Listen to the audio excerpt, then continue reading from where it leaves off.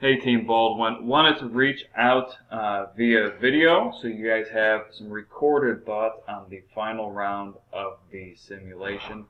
We're going to go through the same or similar process as we have in the past, where we kind of go through some of the high points. Obviously, since this was the last round of the active simulation, we don't have to input any additional numbers in. But we're going to have a good jumping off point as we go from here to the final presentation, which I believe is in 2 weeks. I guess I'd have to double check that, but I believe it's 2 weeks from this evening on April 29th at 7 p.m. So let's go ahead and get to it. Had another good rounds in terms of overall sales. As we look to see from a cash standpoint and an inventory standpoint, we had more inventory than we've carried in the past. My guess is that you just ramped up production so much in order to sell and maximize those results there. Again, accounts receivable is nice and high, so that indicates that we're selling a lot of product as well. When we come down here and we start looking at liabilities and owner's equity, I think we spoke about this last week. We have an immense amount of retained earnings inside the business.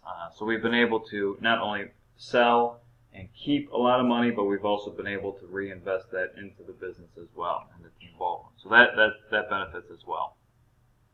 When we get down to the cash flow statement, obviously a huge positive in terms of cash flow from operations. Offset that with paying back some finance charges as well that we can see, and no investments in investment, no cash flow going into investment. So while change in cash was not necessarily as high as it could have been, you put yourself in an even stronger position when it comes to stock price and how you would be looked at from an investor's point of view. Again, when we look at some of the key numbers here when it comes to contribution margins and things like that, 41.4, outstanding. I know it's been over 40 for the past couple of rounds. And bid was only necessarily the thing that dropped you down a little bit. But from that standpoint, you know, there still wasn't anything wrong with it. Maybe it didn't generate the number of sales that we were looking for, but all in all, looking good from that standpoint.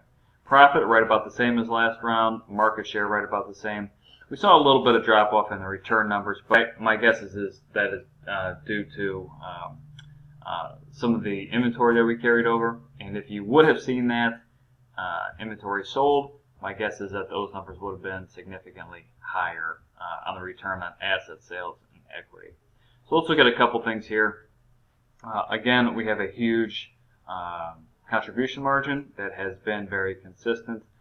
We also, while Ferris has a higher market share, right about 30%, just under 30%, you guys have held very consistent with your 22s over the past round, which indicates that you know what you do and that you're doing it very well. And I would also point out that while Ferris does have higher sales, 407 to 304, when we look at profits and when we look at cumulative profits, I'm not sure that there's really a comparison.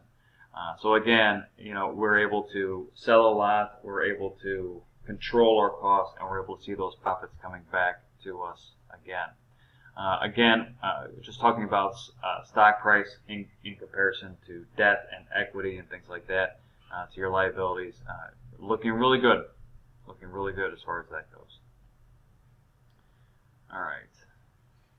Scroll down. Yeah, I mean, nothing really different that we've seen in these categories here. You know, obviously with the inventory that we had on a couple of these things, we did overproduce, or we produced quite a bit. Overproduce isn't the right word. The only one that could have been an issue was maybe bead. But again, you know, nothing too crazy there. You know, we could go down and take a look at why we had some excess inventory there. Down here. All right. So when we look at price, maybe price is a little bit high. You know, 2150 versus the 18s and 19s and that we have from a comparison standpoint. Age of the product, we're a little young on the age. Again, not that big of a deal. But then when we look at some of the other characteristics, I mean, we're really good from a performance standpoint. We're really good from a size standpoint. My guess is that the price was probably just a little too high for them. And you could also see Team Erie here just completely flooded the market when it came to products on this one too. So they actually performed better when it looks at market share. But then when we look at ours as well, we did a very good job here too, right? Our potential was much lower than what we actually were able to grab in this market. So looking good from my standpoint there. So all in all, guys, I know that you guys have done a good job of, one, being consistent, two, being able to communicate as a team. Obviously, those are two very important factors. So my hat's off to you. Very well done. I'm going to post this on Blackboard. You guys will have access to it. I would start compiling all the necessary information that you need for the presentation. And if there's any questions, as always, please reach out and get in touch. Thanks for your time. Bye-bye.